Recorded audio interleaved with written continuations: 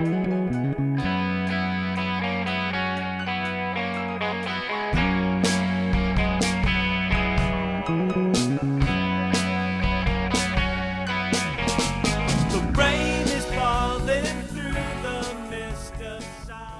a better look inside the guitar with those two clips. First thing you're going to want to do is undo those two clips. So undo those two clips, unplug the pickup from the controls, and pull the pickup through the top.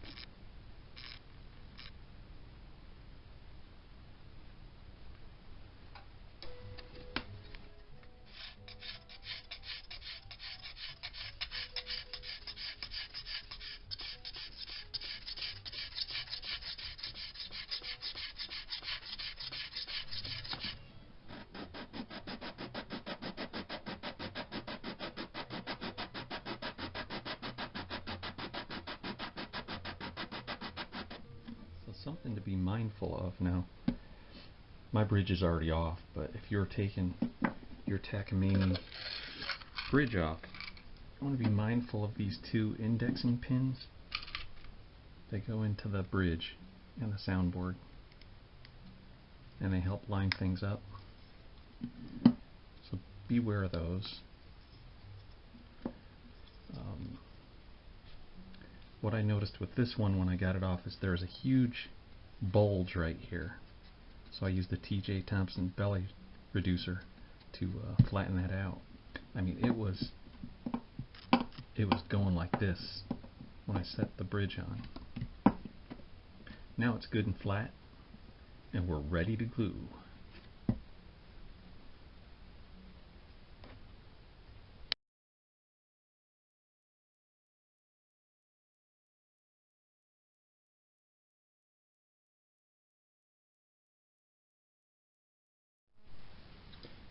First thing I want to do is rough this up with 80 grit sandpaper.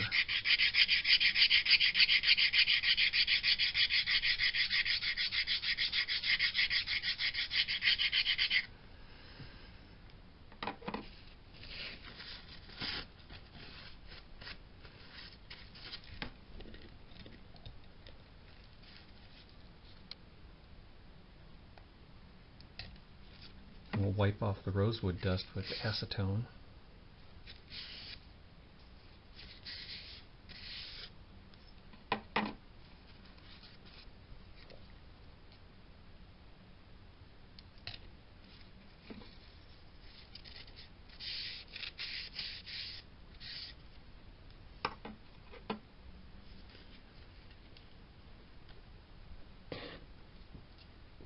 We're going to take our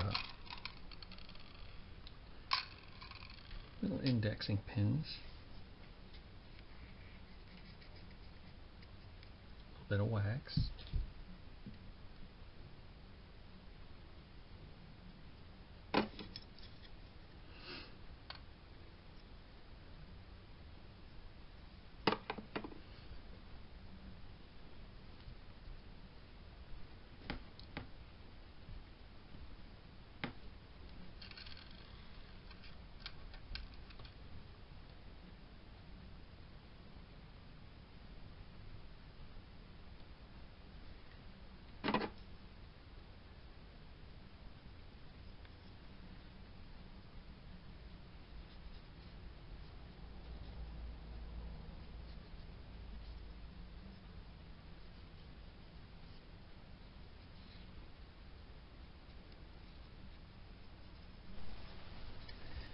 we're getting the Titebond original glue, and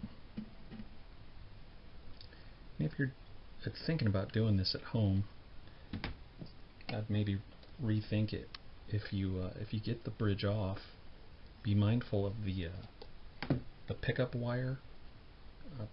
You have to unplug the pickup or desolder it from the control circuit and pull it out before you try to take the bridge off the guitar.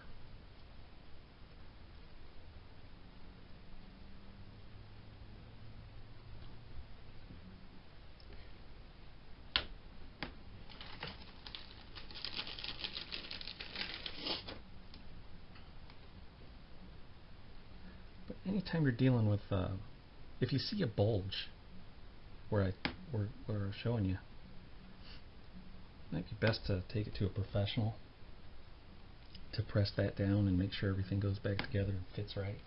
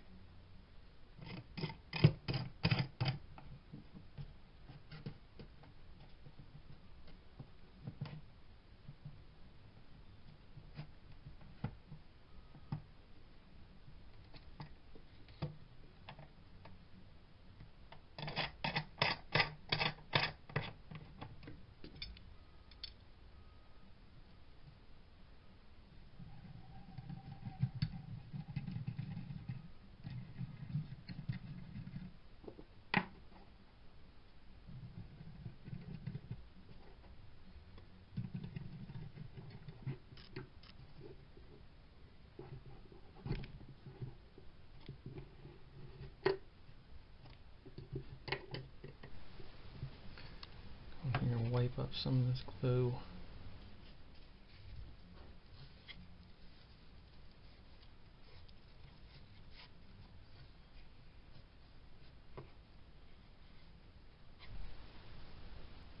You must be saying to yourself, how do I lower my Takamine saddle? My strings are way too high. Well, the piezo pickup, the saddle kind of sits right into it, so you got to take the material off the top.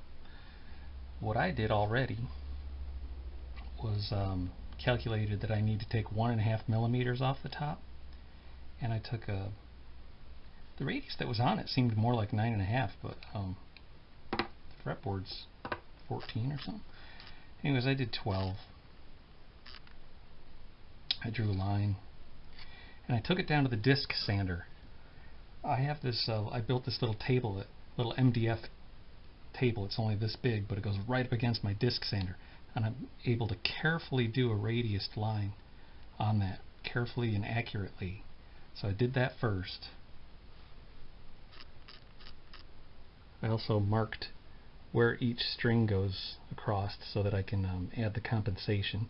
And this is the base side. I made a little 2 dots right there. That means that's the base. So it goes like that. Of course, I'm going to use the Stumac nut vise. I always work with the nut like I'm sitting behind it, and the sound hole would be right about here. That's just the way I do it. Alright, so the low E is going to come all the way back.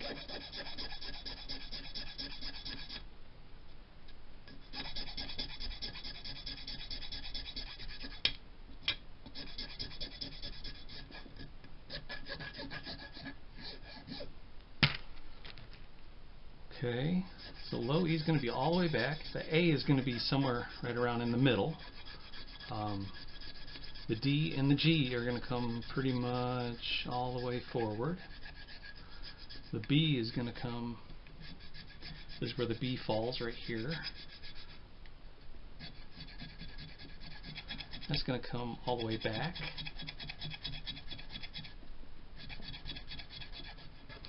And the E is going to go about in the middle. Not all the way forward. Not all the way back, right in the middle. Alright, and that's roughed in. I could put the strings on again. I could run sandpaper on it and stuff like that too.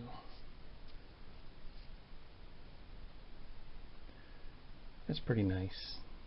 And then I'll clean it up and throw the strings back on. And, it doesn't need to really be polished, shiny or nothing. Yeah, I don't think it needs to be polished or sanded at all, really, just because this, I don't know what kind of material this is.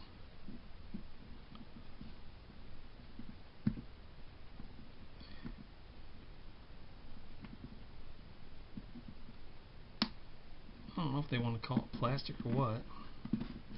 One thing you want to make sure, like, I checked how far this saddle was sticking up above the bridge before I decided to take 1.5 millimeters off it. I wanted to make sure that there was still going to be at least, 1.5 millimeters sticking up, which is exactly what I got here, because when I measured it, the treble was 3 millimeters above and the base was 3.2 millimeters. So now I will have at least 1.5 millimeter sticking up here and 1.7 millimeters of clearance on this side.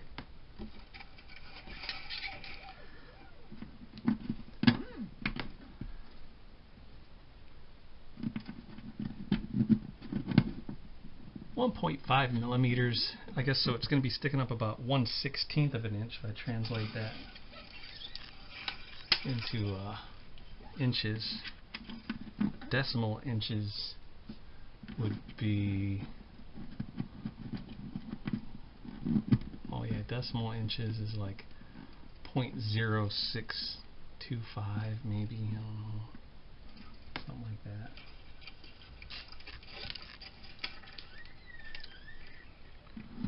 We'll see where our action's at. It was really high, man. It was like 8/64 on the base. 6/64 is very maximum that I can live with. And I don't know any people that can play with action higher than that, really. I mean, maybe one guy. And he likes playing on like parlor guitars from the 30s and stuff, and sometimes some of those are just good luck. Well, I got it exactly where I wanted it to be. Got it 5/64 on the base. And about 4/64 on the treble. That's really where I like it. And fortunately it still sounds good. Sometimes when you lower it that low, it sounds all crappy. So that's a pretty low saddle. I hate to see it that low, really. You don't have as much power on the low E. But it's at 5/64. It's almost straight across. Kind of sucky that it doesn't have any more downward angle on it. There, I guess I could cut the little slants with the Dremel. Yeah, that's a great idea, actually. That's what we're going to have to do. We're going to ramp these slots.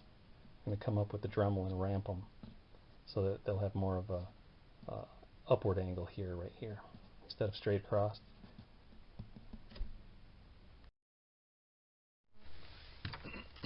Alright, so I've got a diamond bit, or burr, they call it. I'll try to do this with one hand, kind of, so the camera can see how it cuts.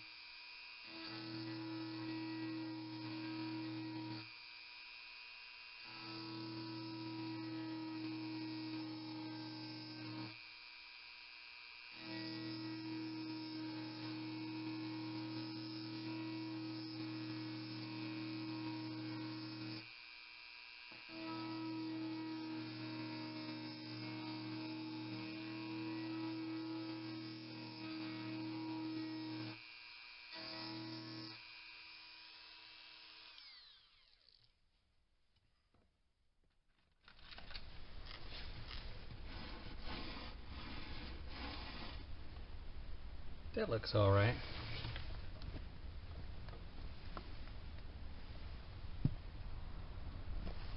continue on with the other two.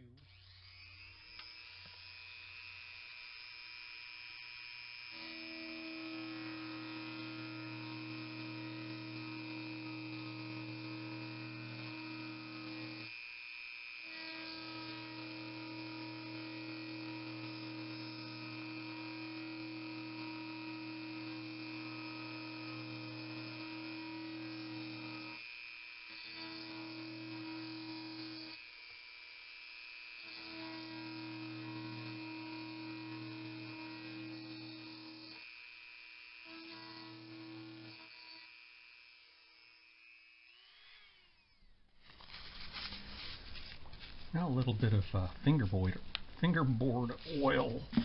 Oh, some fingerboard oil on that rosewood. Shine it up pretty. Oh, look at there. We got her shined up nice and pretty. Yeah. Other thing that might be nice is put a little carnauba, little wax in there. My thoughts are on right now is that I have the action at 5/64ths on the bass and 4/64ths on the treble, which is exactly where I like it, but it might not be where the customer likes it. He's used to real high action right now, the way it was, I think. I mean, I'm not sure. The bridge was kind of lifted, but I'm placing a shim in there. I'm just going to take note of what the thickness of the shim is. It's a 0.55 millimeters. And I'm going to put it right in here, and that'll allow for the customer to, in the future, lower his action if he wants to go in there and lower his action just a little, just a skosh. I've got a little bit of wax. Put a little wax on here.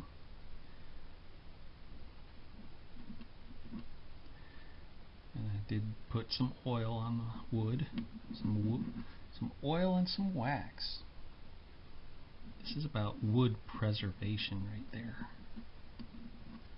Let's take care of our wood products. If you own a guitar, it's all about owning a piece of wood. It's a natural product. So is wax. So is oil.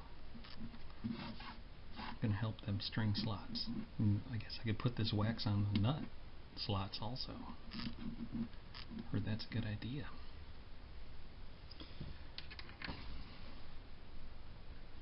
Here's the pickup.